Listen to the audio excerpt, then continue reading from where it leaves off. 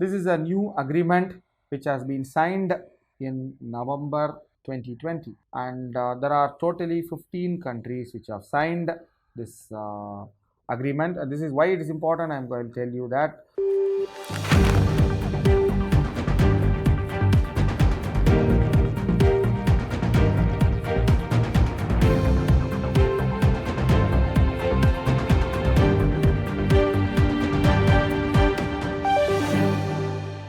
RCEP, very important, likely question area.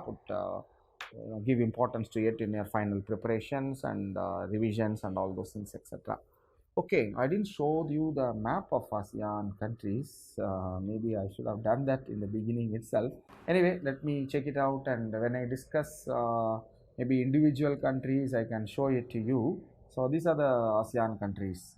Myanmar, you can see India's border, long border. We share with them. Myanmar, then followed south of that is Thailand, you can see. Then south is Malaysia, then south is Singapore, then it is Indonesia. All these are Indonesian islands. And here you have got Brunei, and then from Brunei we came to the mainland again. Vietnam, Cambodia, and Laos, the so-called Indo-China Peninsula countries. And then we went across the South China Sea to Philippines. These are the 10 things. East Timor is here. I'll show you East Timor. It's a very small island which got independence here. No, that is East something else. It's a very small half island. Whereas you can easily see Papua New Guinea. Here it is there, Timor-Leste. It is in Portuguese. Capital is Dili. Timor-Leste is in Portuguese language. And this is Papua New Guinea, just north of. Half of the island is part of Indonesia, and this island is half of the island is PNG, popularly known as PNG. Right, so these are the ASEAN countries, and they have Australia and New Zealand south of them, and East Asia, China, Japan, and South Korea. So that is why this EAS connects all these things, plus of course the two biggies, US and China. So this is how the ASEAN as a core operates there. So even RCEP, which I am going to talk about it right now, has been the brainchild of ASEAN.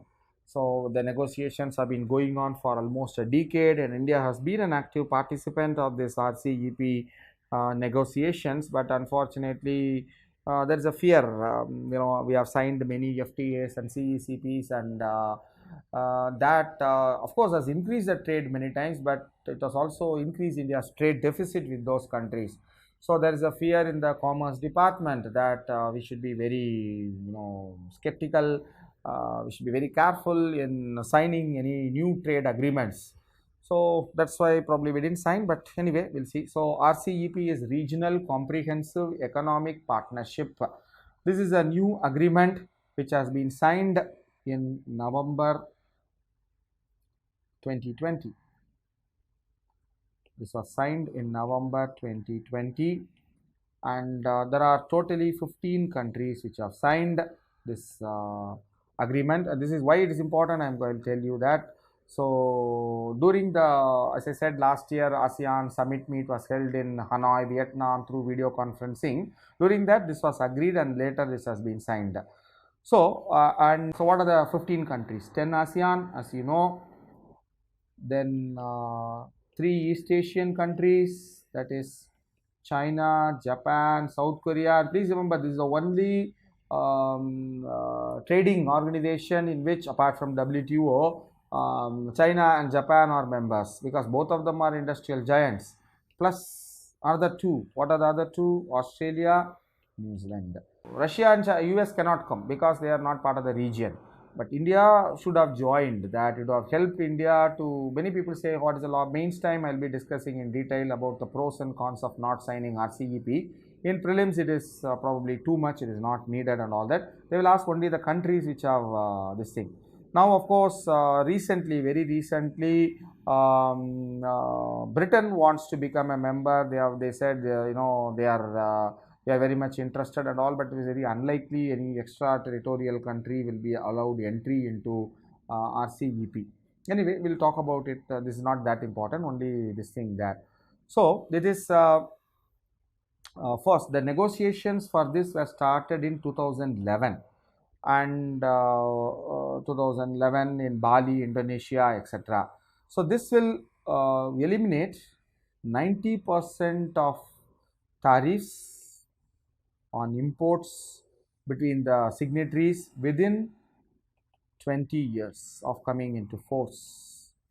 So this will cover not only goods, trade in goods, this will also cover goods in services, this will also cover the same rules of origin, the state dispute mechanisms, etc. So it will include e-commerce, which is a very dicey area, and it will also includes IPR rights, intellectual property rights. So this already these countries, if you, again I'll show you the map, yeah, bigger map. So China is the head of the East Asian supply chain network, and other countries, Japan, South Korea, even Taiwan, Southeast Asian countries, particularly Vietnam, Philippines, Thailand, Myanmar, not Myanmar much, Malaysia, Singapore, are very much part of this supply chain, global supply chain network. Now probably Australia is also getting into it, though Australia has a lot of political differences with China, because Australia is a close friend of US, also a member of the emerging new security organization, which some people call as a NATO of the Indo-Pacific, the Quad, about which I'll talk about it maybe in the next class. So this is it's a huge, the size of it, you can see that the size, China's size, and the present this thing. So this organization RCEP is the right now, why the question, what are the questions which could be asked, not only that what are the countries which are part of that and what are the agreement covers, etc. Probably that be a statement based question. There will be 4 statements and you'll be asked to see how many of these statements are correct. So it is in Asia, China is the biggest economy, world's second biggest economy. Many people say within next 5 years they will become the world's biggest economy, overtaking US. And second largest economy in Asia is India, third is Japan, fourth is South Korea. So now 1, 3 and 4 have joined the thing, and again this is thing. Now it has created world's biggest trading bloc, RCEP. Why it is very important? Regional Economic Cooperation, RC, I always get confusion whether RCEP or RCEP. RCEP is the world's largest trading bloc.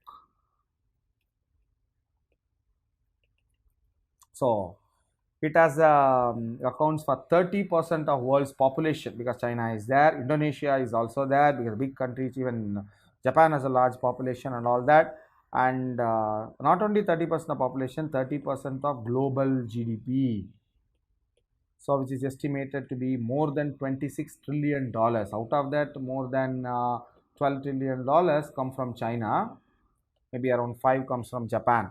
So this is the world's largest trading bloc ever in history, bigger than European Union, bigger than NAFTA, which includes US, Canada and Mexico. So that is why this is a very, very important thing.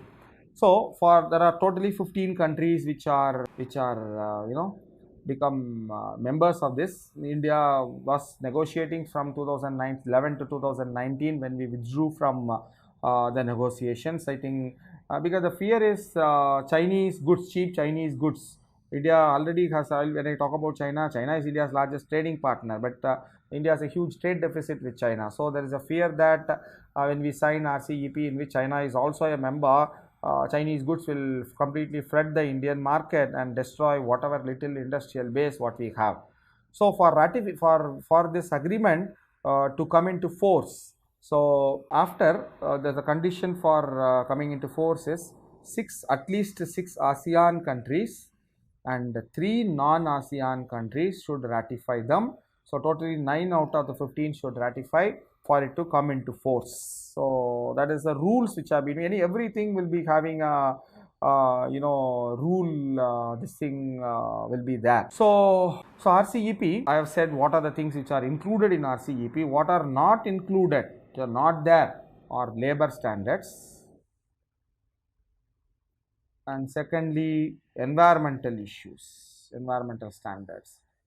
They are not there. So this will be there for anything which US or European Union will be there. They will impose all the standards there, or otherwise even unilaterally they will take action saying that India uses child labor that is why the goods are very cheap, so we will ban them. So all these things they will do. So here all these countries have said we don't want to impose these issues in there. Labor standards and environmental standards are not going to be part of the RCEP. What are the areas which are their part, which I have already given that. The questions whether which benefited India in the longer run or not remains to be seen. As I said, I'll be discussing that in detail during the mains time discussion class, which I started immediately after your prelims is over.